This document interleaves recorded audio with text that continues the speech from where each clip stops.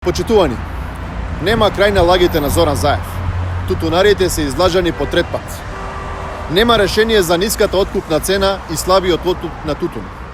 Власта е виновна за ситуацијата затоа што дозволи увоз на тутун во Република Македонија. Тоа влијаеше цената да падне и истата воопшто да не е рентабилна за нашите тутунари. Заеви се влезени во тутунскиот бизнис и затоа им одговара ниската цена. Помалку за тутунарите, повеќе за Заев. Заев намерно одоговлекува и не сака да дојде до решение. Заев да сакаше да го реши проблемот со моменталниот откуп на тутун, ќе ја зголемеше субвенцијата. Доколку Заев сака да им помогне, треба да ги прифати нашите предлози.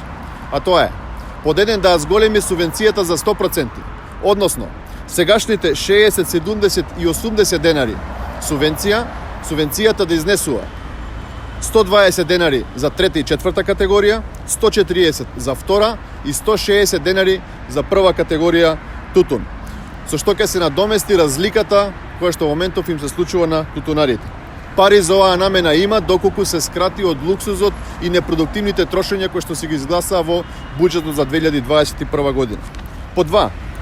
Државата да интервенира со обезбедување на пари преку тутунскиот комбинат Прилеп, да го откупи вишокот на тутун до последното ливче. По 3.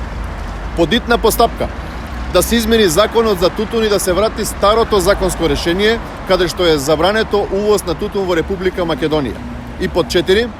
Инспекторите на Државниот земјоделски инспекторат секојдневно да бидат распоредени откупните места, со што ќе го следат текот и откупот на тутун. Почитувани, Заев купува време со цел да го сузбие незадоволството на тутунарите, преку закани, уцени, кои што сака да ги замолчи.